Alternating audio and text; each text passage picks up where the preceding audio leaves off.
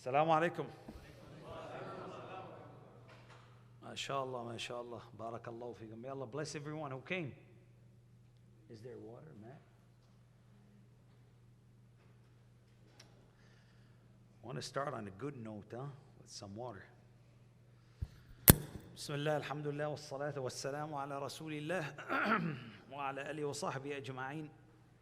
سبحانك لا علم لنا إلا ما علمتنا إنك أنت العليم الحكيم رب اشرح لي صدري ويسر لي أمري واحلل عقدة من لساني يفقه قولي شكرا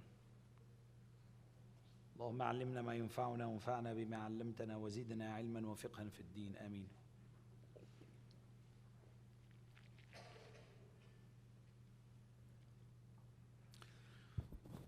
So as we all know, life, including shopping, is moving more from the actual experience where you go around buying things to just buying online, right? And maybe in 10 years from now, hardly anyone will go to a physical store to buy stuff, unless maybe it's food or things you need really quick. But more and more people are buying things online, right?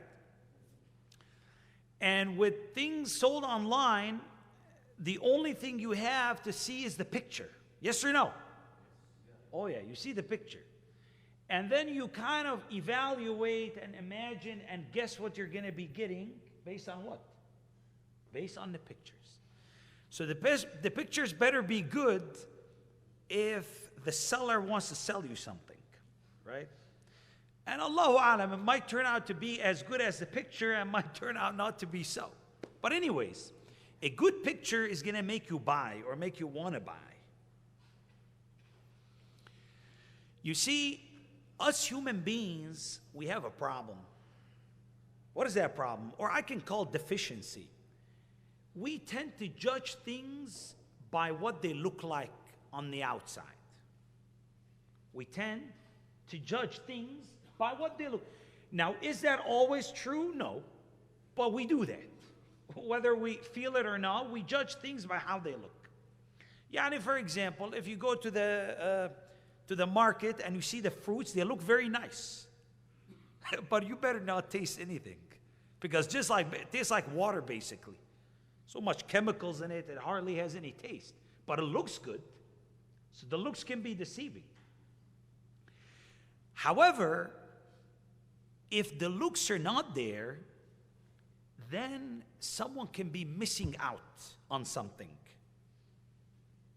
Yani, maybe you're a really good person, but maybe your looks does not indicate that. So that means someone needs to know you really closely to be able to appreciate you. But that means you're going to have to do some homework. And no one wants to do the homework. Ask students, do you want extra homework, Ya Jama'ah? No, thank you. No extra homeworks. So for us, as Muslims, we need to show who we are on the outside without making people do the homework. Because if they're going to do this, khalas, sorry. Because people, it's just easier to make a judgment, to make a previous judgment. So that's why it is so important for you to do da'wah first the way you look before you say anything or even before anyone gets to know you. And that's why it is part of our deen to look nice, to look neat, to look clean. It's a misconception. They say, Ya akhi, izhad fi dunya. You need to have zuhd in the dunya and you need to, turn to Allah subhanahu wa ta'ala and, kun fi dunya ka'annaka gharibun aw abiru sabil. فهمتم؟ يعني just be like a traveler in the dunya. Okay, we didn't say no, but you don't have to look like garbage being a traveler. And plus, the real zuhud is in the heart. Because some people, they're wearing raggedy clothes, but their heart is filled with dunya. Oh yeah? Yeah, I've seen these examples. And you have sometimes the other way around. Someone look nice, you know what I mean? And their heart is filled with the akhirah. So this is not a way to judge things. So anyways, it is important for the Muslim to look nice, to look neat, to look clean. Now, you don't have to wear the expensive clothes, but at least clean and neat.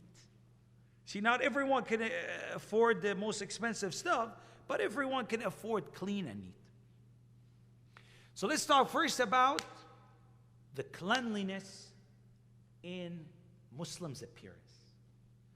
First of all, the face. You see, the Sahaba who knew the Prophet ﷺ described him. He was asked, one of the Sahaba was asked, was the Prophet's face ﷺ like a blade of the sword? Yani, what does that mean? It means it's very clean and lustrous. He said, no, it was like the moon, even better. So the Prophet ﷺ, kept his face clean and looked nice, looked presentable. Because, he's a prophet. You're sitting with people, you're addressing people, you have to be presentable. And same thing, each Muslim, you're representing your faith. So you should be presentable. You should stand out in a good way. Some Muslims, they stand out, but in a bad way. No, stand out in a good way. And there's a hadith where the Prophet ﷺ tells a group of Sahaba, like basically dress nicely and be like a shama, yani like a mole. Yani be distinct. Stand out in a good way you're dressed. So again, that's the face.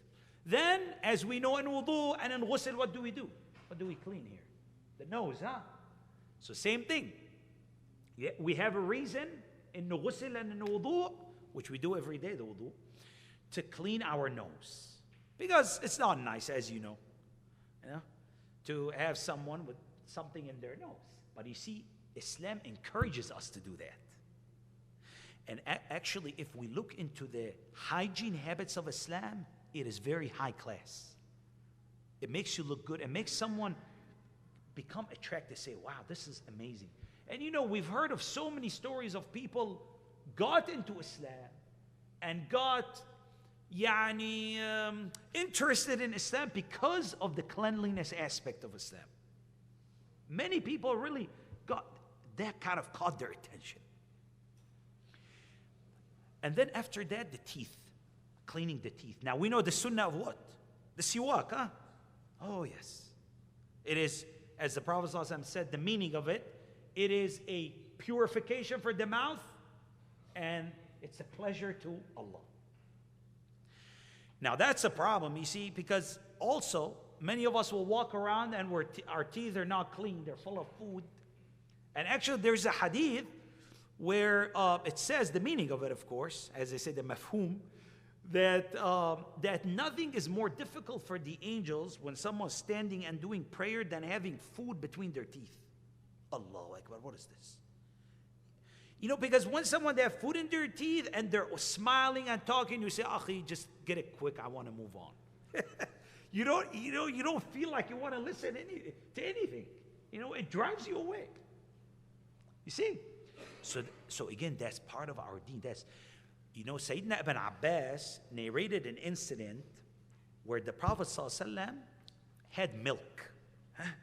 And then he took water and swooshed it around, and cleaned his teeth. And then he told Sayyidina Ibn Abbas, it has grease. The milk has grease.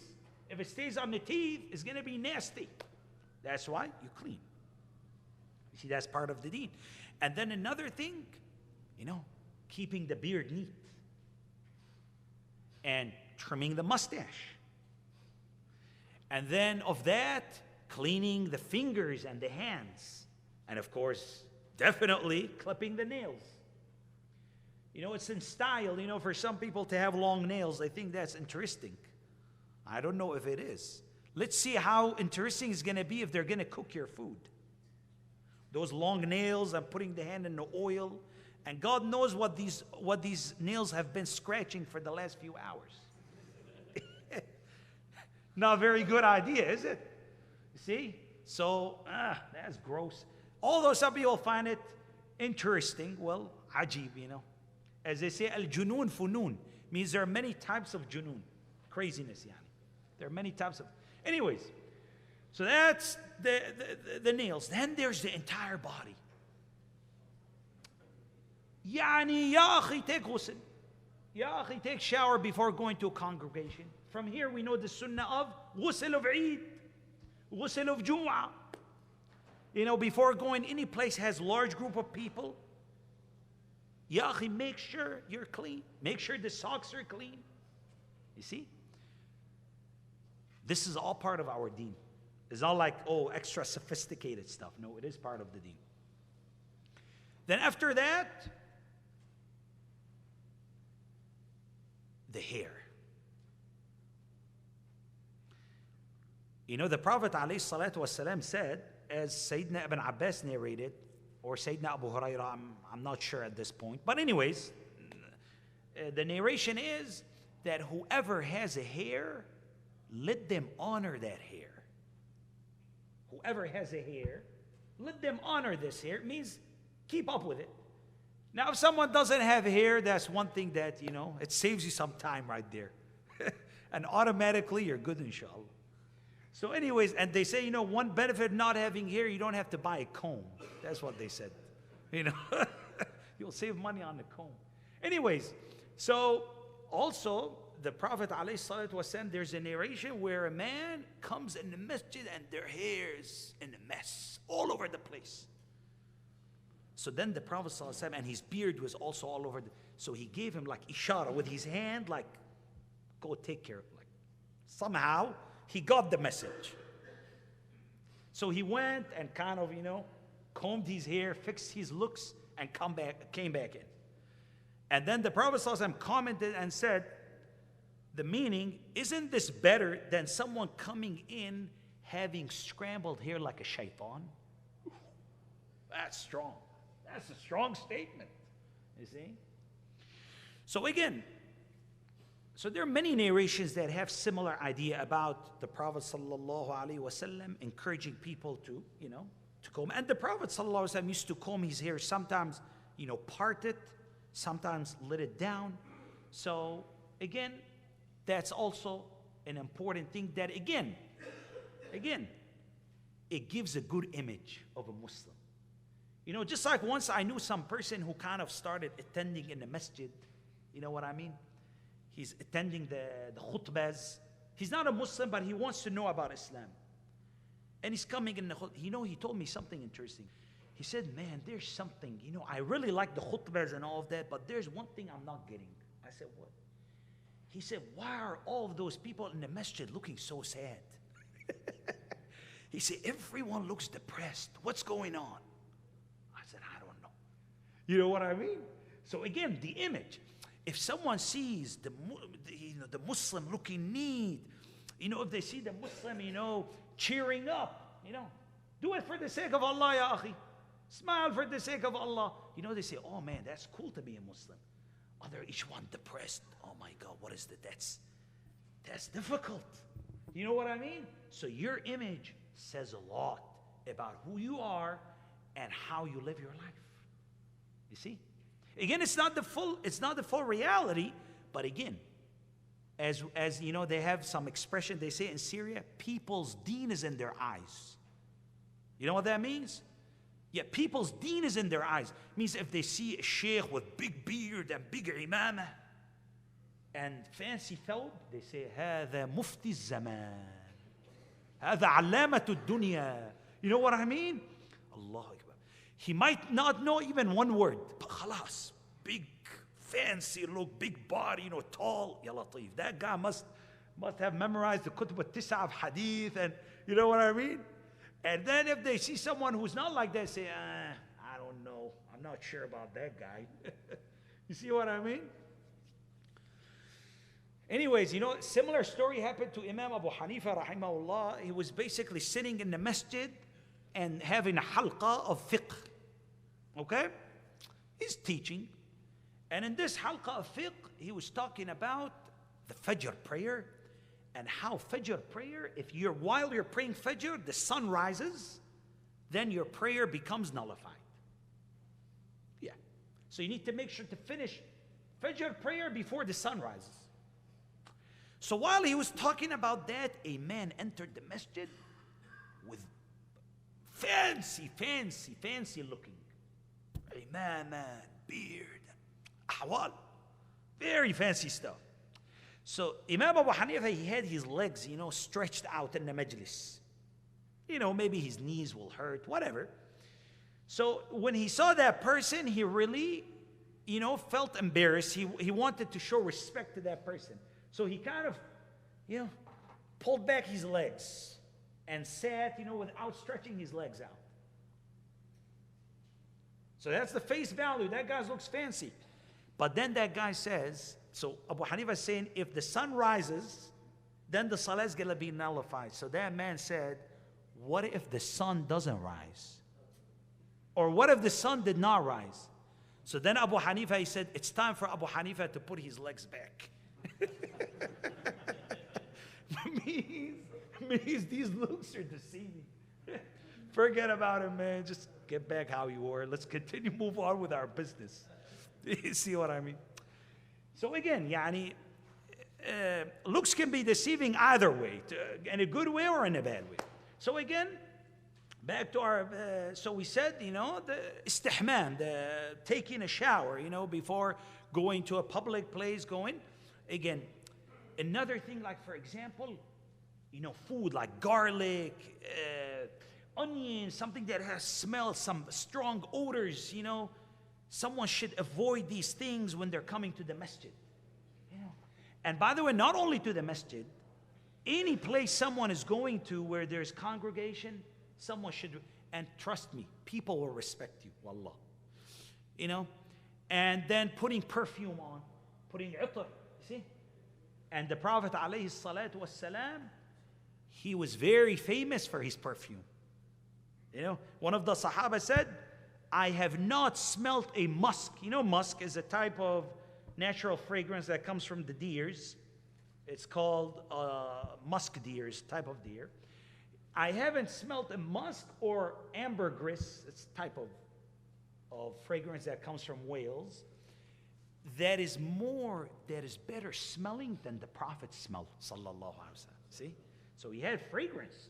And he actually said that he liked fragrance. Fragrance were one of the things he liked about the dunya.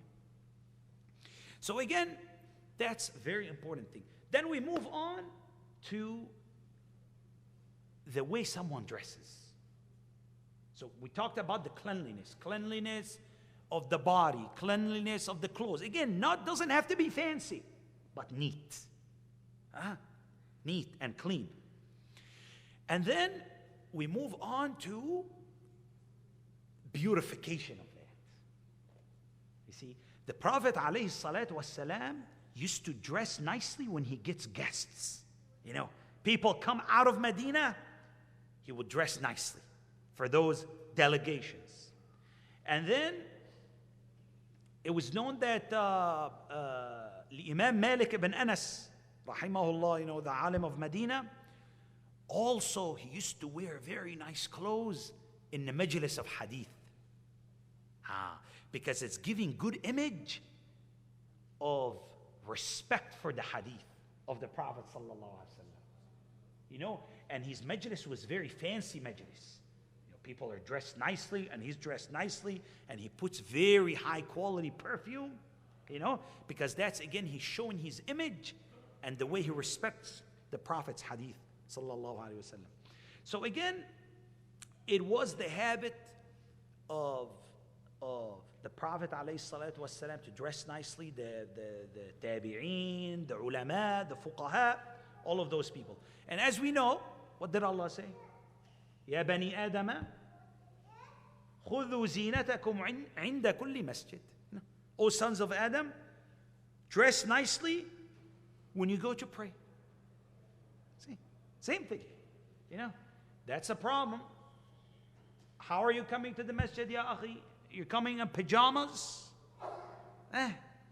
Coming like, Allahu Alam, you're gardening, and then from gardening with the pajamas, with the dirt to the masjid, or from whatever, from the kitchen to the masjid. That's not nice. You know what I mean? Someone, again, has to be considerate of people around them. And that's part of our deen, to be considerate of people. And that's why we have all of these ideas. Don't eat onion, come to the masjid. Don't take ghusl before you come to the masjid. So again, that's the clothing. That's the clothing. Then there is the cleanliness of the clothes. We talked about cleanliness of the body. Then the cleanliness of the clothes. You know, there was a narration where the Prophet ﷺ saw a man who he came into the masjid, his hair was scrambled and his clothes was dirty. So he said, doesn't that person, can't that person find something to settle down their hair with and something to wash their clothes with? Is it difficult to find water? Especially now here, khalas. Here, like you throw something in the machine. We're talking about all of this when you have to wash by hand and you have to dry it in the sun and you have to get to wait and maybe you don't have except one thawb. Now you go walk in closet. Like it's a whole house inside. It's like 50 thawbs, 50. So now it's so easy and still we have problems with that. And then you throw in the washing machine. Khalas. You're doing something else, it's washing. Then you take it dryer. Khalas. You know, it's so easy now. So now even you have less excuse. Someone has less excuse to come in a problematic way to the masjid. Or to any congregations for that matter. And second thing, you know, that the clothes a Muslim wear should be covering the awrah. Not be tight. You'll be surprised. Sometimes you'll be praying in the masjid and some guy's wearing, you know, the shirt is not that long, it's not tucked in. And then they go into ruku and say, oh my God, oh my God, oh my God. You don't want to see anything, you know what I mean? And then sujood, khalas. Khalas, it's done. You're seeing it, Allah. How can you do salah? How can you focus? Yeah, that's a problem, you know. Yeah, you're going to wear long going over the, you know, the bottom area where it's going to cover, where you do sujood and you're good. So that's one thing, you know, covering the awrah. Another thing, you know, what is the clothes symbolizing? You know, sometimes things written on shirts or clothes, you know, like I'm a savage. What? That's like written on the shirt, I'm a savage. Or, you know, something like that. Or sometimes even worse, or sometimes it's symbols that, you know, have ahwal, as they say. You know what I mean? So someone needs to know what they're wearing, and you might be representing certain group of people the way you dress. So you have to be careful for that as well. Now, again, back to the idea that, is all of this like israf, you know, dressing nicely, all of that? Is this israf? Is this wrong? You know, one time, there's a hadith that clarifies that. One time, the Prophet ﷺ was telling the Sahaba, talking about pride. What do we call pride in Arabic? Ya Jama'ah? Kibr. Barakallahu. So he's saying, the Prophet ﷺ was saying, no one will enter the Jannah if they have a speck of kibr in their hearts. Yani, a speck of pride. And then there's a narration where he says, and no one will enter the hell, yani forever, of course, who have a speck of iman in their heart. Then one of the Sahaba was listening to this, and he said, Ya Rasulullah sallallahu alaihi wasallam, but we all like to have a nice thawb and a nice shoes. Is that pride? And you know what he answered them? He said, Allah is beautiful and loves beauty. So that's good. But kibr is like where you think you're better than other people and where you take people's haqq away from them. And you take people's haqq away from them. Now the question is, can this become too much? Can like really focusing on dressing and clothes go to the extreme? Yes, it can. That's why this is something very, if someone asks you, can you summarize what Islam is? You wanted to give you a fast answer? You can give like quickly. What is Islam? Islam is a moderation between a bunch of extremes. You see, true Islam is moderation between a lot of extremes and all types of things. So someone can go on the extreme with that as well. So someone has to, as you know, the Prophet ﷺ, he has one hadith, he says, تعس عبد الدرهم. يعني, may the slave of money become miserable. And then what he says, تعس عبد الخميصة. Khamisa is like a nice dress. So whoever is going to become a slave to that dress, then may they be miserable as well. I'll tell you a story about how, because final point I want to say that you can't judge people by the way they're dressed. Right? So I'll tell you a story about that. Two actually. And we'll end with that inshallah. So first story is that unfortunately, some people are just judged by the way they're dressed. Again, that's extreme. We're talking about extreme, that's extreme. So it is said that there's some guy called Juha. This guy, Juha, there's a lot of funny stories about him. He was a very interesting person. He really loves free food. He likes to go to free invitation, without being invited. So this guy basically, this story happened a long time ago. He rode on his donkey because he cannot afford a horse. Duh. Donkey, that was like what? The Hyundai of that time, maybe. Like those very simple cars. So he rode on the donkey and he went to that. It's a big invitation. Very important people are coming. And then when he approached the door, they said, "Hey, what are you doing here? Who are you looking for?" And he said, "I'm trying to get in." They said, No, you can't get in. Sorry, man, sorry. You're not invited. Okay. So he went back home and he had a very, very fancy jubba. You know what a jubba is? Like that garment, very nice dress, all embroidery, and it looks royal. So he wore this. He didn't do anything else. He just changed his clothes. He went, took the old clothes, and he wore the jubba. And when he wore the jubba, he came again riding.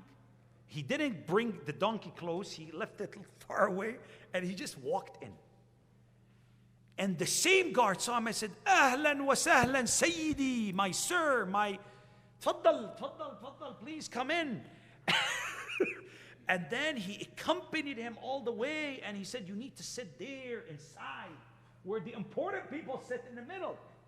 "Oh, thank you, barakallahu feek. I'm so sorry if our khidmah is not good enough to your highness." He said, "It's fine, I'm all right." So he sat there, and then they started getting the food. They started bringing in the food, after people talking. So when they brought in the food, one of those food was like a sauce. Sauce with some meat in it. So basically what he did, when people started eating, he took off his jubba, or no, he took this, the side, the lower part of the jubba, and he started dunking it in the sauce. And people looked at him and said, "What are you doing, sir? You're dunking your jubba in the sauce?" Well, he said, "You know what? My jubba is more worthy of eating." Because it's the one who got me in here. So it's the one that should be eating, not me. Did you see that? And that's the reality. People will judge you. A lot of people will judge you by like if you go to a job interview, they'll look at you, I don't know about that guy. Right away make a judgment. Again, that's not fair. Now, it could work the other way around. I'll tell you a story and we'll end with this, inshallah. There was one of the ulama in the eastern hemisphere of the Muslim world called Abu Dawood al-Zahiri, something like that. His name is pretty close to that.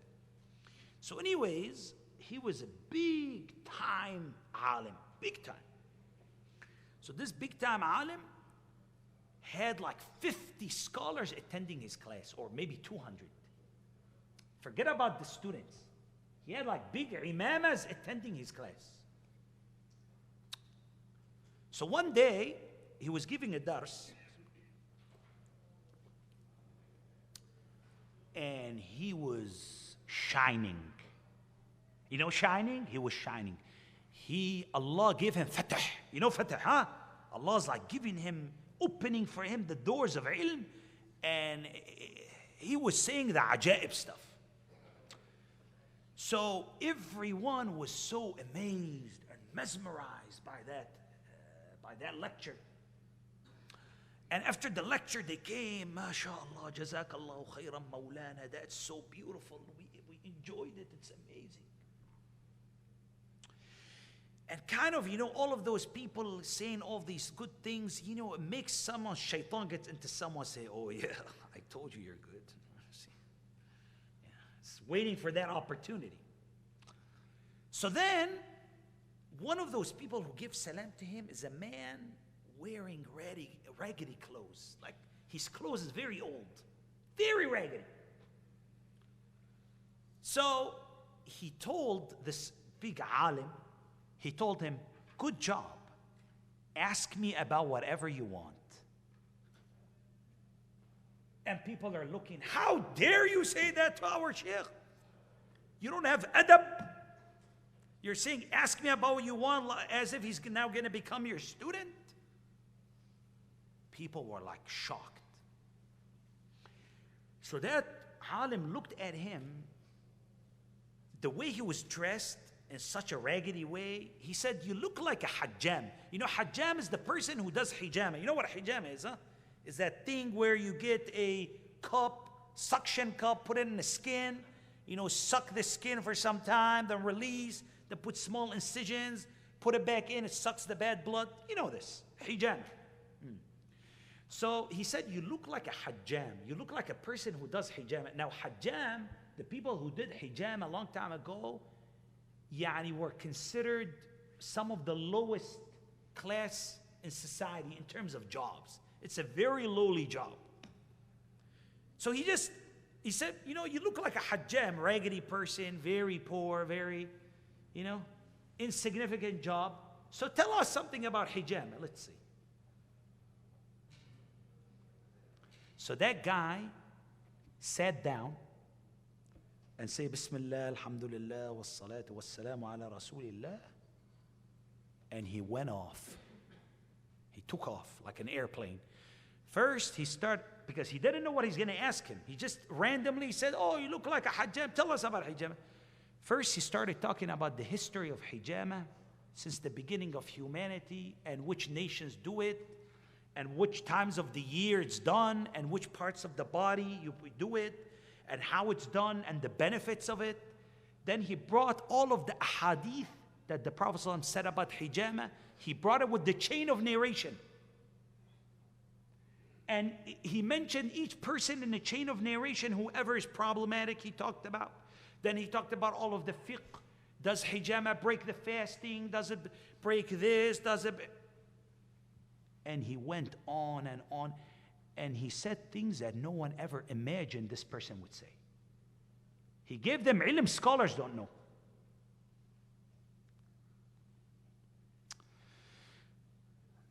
So when he was done, people were stunned. We thought this guy's like just, running around doing hijama, and turns out this guy's a big alim himself. So then this imam, this sheikh, felt so humbled by the ilm of this man that he came down to him and started crying and said, I want to kiss your feet. Please forgive me. He said, it's fine, no problem. I just saw that your nafs became little inflated. Because everyone's saying, good job, good job. So I wanted to teach you little tawadu'. Little humbleness, So again, you never know. So that's another lesson that we learn in Islam. First we learn, you dress nicely. Huh? And you dress clean. Because usually, people are influenced by what they see of you. It takes a lot of time and knowing you to get to know you. Huh? But also, it's part of Islamic etiquette not to judge without knowing. Do you see that? So on one end, people do it. People judge based on face value. But that's not right. That's not right. You need to know who the person is before you can judge.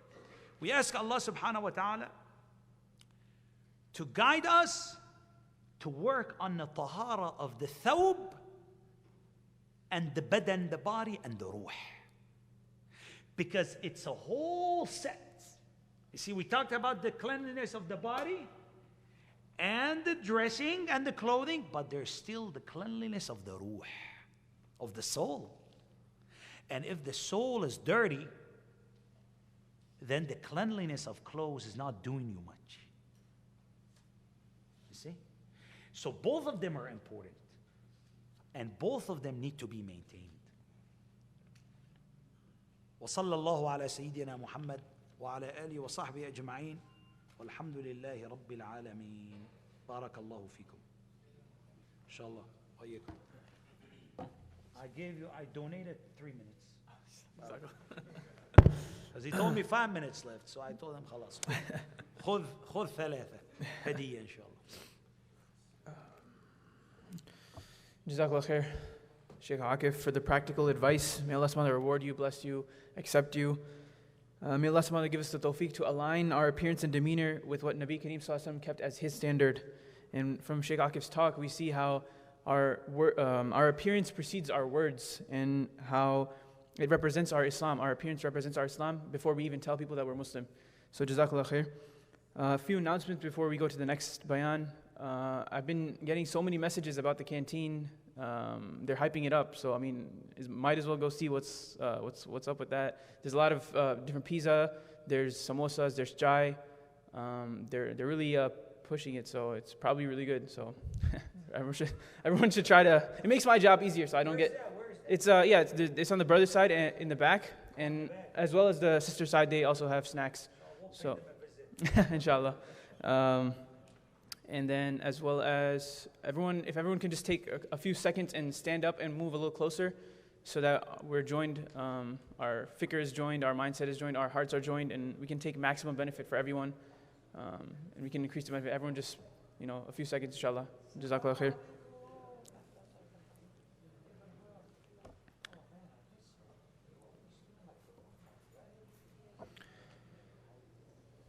Inshallah, our next topic is the history of the Qasidatul Burda. It's a very well-known poem from Imam Busayri. It's in praise of Nabi Kareem sallallahu alaihi wasallam. We've all heard it, Mawlaya Salli, but let us listen attentively to the history and the meaning behind the words. Our speaker, inshallah, will be Maulana